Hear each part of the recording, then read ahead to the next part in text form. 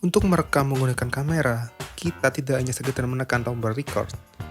Kita perlu mempelajari teori dasar dalam pengambilan gambar, yaitu teori segitiga exposure. Teori ini menjelaskan tentang 3 elemen penting yang mempengaruhi gambar yang kita hasilkan. Segitiga exposure meliputi aperture, shutter speed, dan ISO. Di video ini kita akan membahas aperture atau bukaan diafragma pada lensa kamera. Lensa kamera berfungsi selayaknya mata manusia. Pupil pada mata berperan dalam menangkap seberapa banyak cahaya yang masuk ke mata kita. Agar cahaya banyak yang masuk, maka pupil akan membesar. Begitu pula sebaliknya. Begitu juga dengan aperture pada lensa kamera.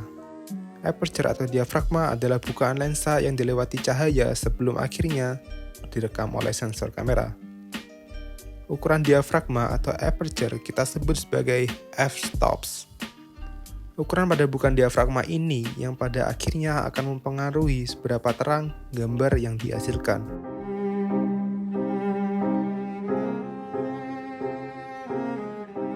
Stanley Kubrick menggunakan lensa yang dikembangkan oleh NASA untuk merekam scene yang minim cahaya di film Barry Lyndon. Karena scene ini hanya diterangi oleh lilin saja, maka Kubrick menggunakan lensa yang memiliki bukaannya besar, yaitu f0,7. Lihat bagaimana aperture mempengaruhi seberapa terang suatu gambar, tetapi juga mempengaruhi area fokus yang dikenal dengan nama depth of field. Semakin kecil bukaan diafragma, maka akan memperluas depth of field. Sebaliknya, bukaan diafragma yang besar akan mempersempit depth of field. Apabila kalian ingin merekam atau memfoto sesuatu, mungkin kalian ingin semua yang berada dalam frame menjadi titik fokus.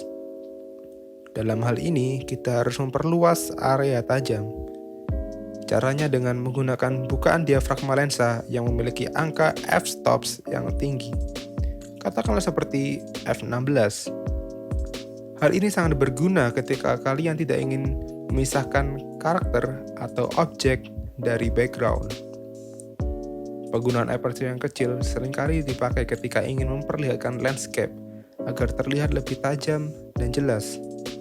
Atau bisa juga untuk menunjukkan berbagai detail dan interaksi yang terjadi di background. Ambil contoh dalam opening scene di film 1917. Sutradara Sam Mendes dan sinematografer Roger Deakins menggunakan bukaan diafragma yang kecil agar kita, sebagai menonton, bisa melihat karakter dan setting tepat dengan jelas. Lihat bagaimana tentara-tentara itu berinteraksi dengan lingkungan di sekitar mereka. Ada yang cuci baju,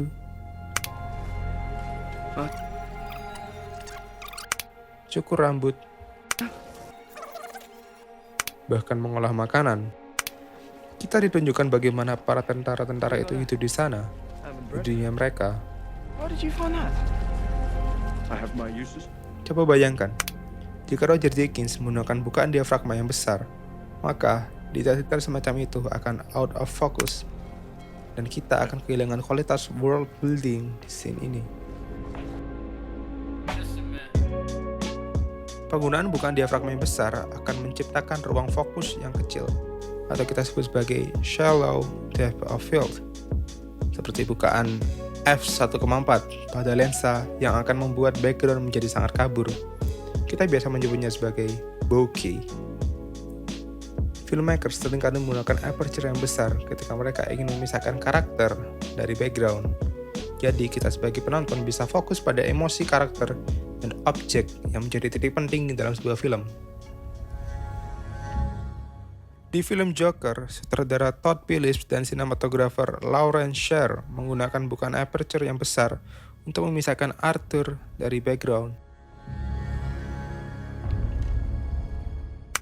Di sini, kita tidak bisa melihat dengan jelas apa yang ada di background atau kehadiran karakter-karakter lain di scene ini. Hal ini menimbulkan kesan kalau Arthur itu terisolasi dari dunianya.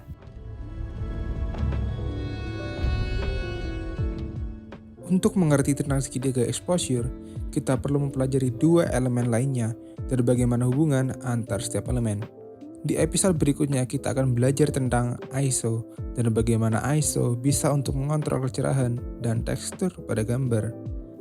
Maka dari itu, klik subscribe dan nyalakan notifikasi agar kalian tidak melewatkan video-video yang akan datang selanjutnya.